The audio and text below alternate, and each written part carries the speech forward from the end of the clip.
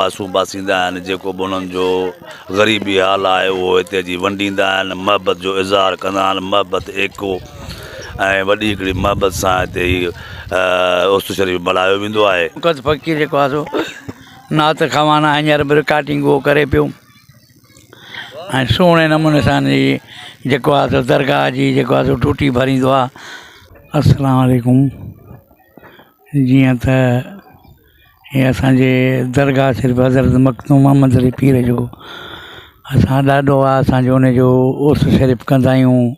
शोबान महीने जी 26 तारीख़ ख़त्मो थींदो आहे, वरी 27 तारीख़ तिल थींदो आहे राति जो, वरी 4 ॼाड़ा 5 मलाखड़ो हलंदो आहे ऐं जेके रस्मूं हूंदियूं उन मेलनि जूं उहे अदा कयूं वेंदियूं आहिनि ऐं मुरीद ख़ादम सभु जेको आहे सो ईंदा आहिनि। राति जो तिल थींदो आहे जंहिंमें देगूं लहंदियूं आहिनि, सॼी राति लंगर हलंदो आहे माशाअल्लाह सुहिणे नमूने सां।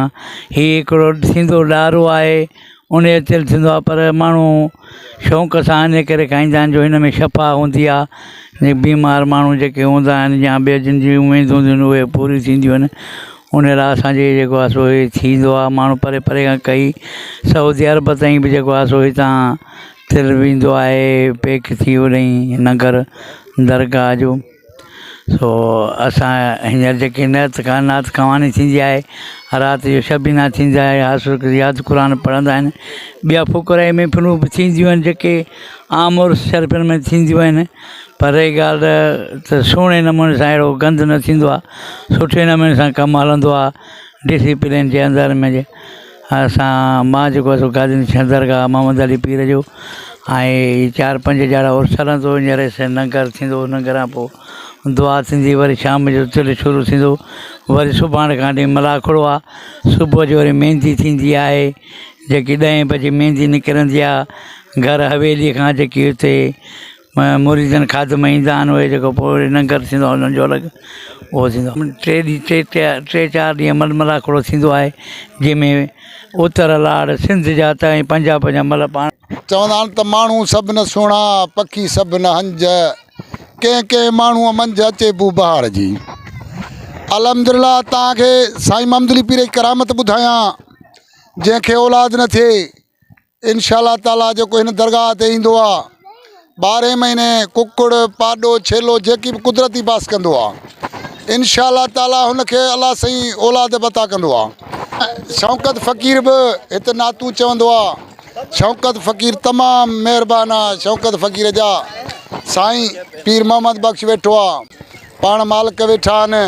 ॾींहं मलाखड़ो धाम धूम सां थींदो आहे साईं, 3 ॾींहं अलहमदिल्ला परे परे खां माण्हू ईंदा आहिनि साईं।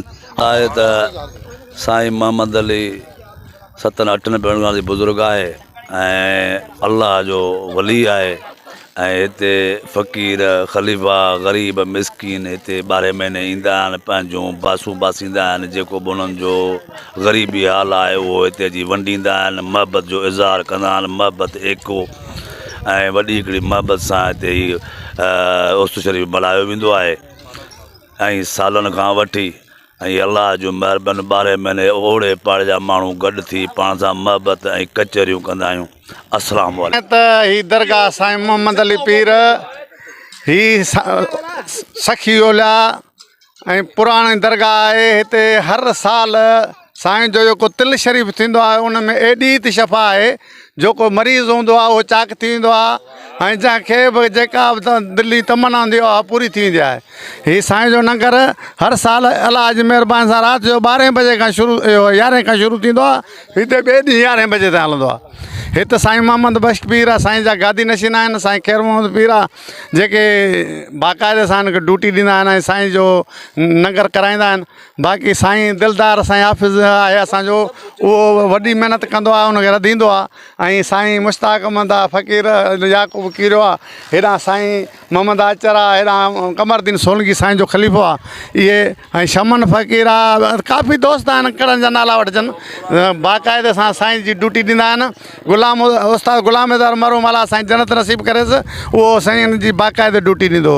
ऐं हींअर अलाह जी महिरबानी सां हींअर खां कमु शुरू थियो आहे, तक़रीबन सुभाणे हिन महिल ताईं 11-12 ताईं हीउ लंगर पाक हलंदो। साईं जो हींअर ख़तमु शरीफ़ आहे, असां हाफ़िज़ मौली उते गॾु थिया आहियूं जेके ख़तमु पढ़ंदासीं।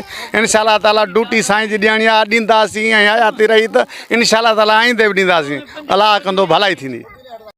जीअं त हिन अल्लाह जे कामिल वलीअ साईं मोहम्मद अली पीर रहमतुल्लाह अलैह जो ही सालियानो उर्स मुबारक थींदो आहे। सुबुह जो ख़तम शरीफ़ साईं जन जो थींदो आहे ऐं राति जो साईं जन जो सालियानो उर्स मुबारक तिल शरीफ़ थींदो आहे।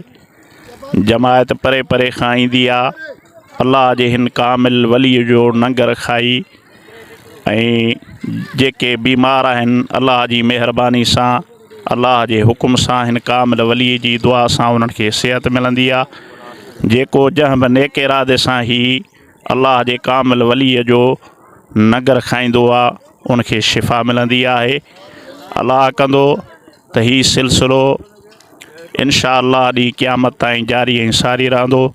अल्लाह साईं जन जे गादी नशीन साईं ख़ैर मोहम्मद ऐं साईं वॾे मोहम्मद बख्श साहब खे सिहत आफ़ियत ऐं तंदुरुस्ती अता फ़रमाए, सिहत कामिला ॾियनि। जेके हर साल हिन प्रोग्राम खे हलाईंदा रहनि था ऐं जेके दरगाह जा मोतक़िदा आहिनि मुरीदा आहिनि मुहबती आहिनि अल्लाह साईं सभिनीनि खे जज़ा ख़ैर ॾिए। जेके ताउन कनि था अल्लाह साईं उन्हनि खे माला माल फ़रमाए।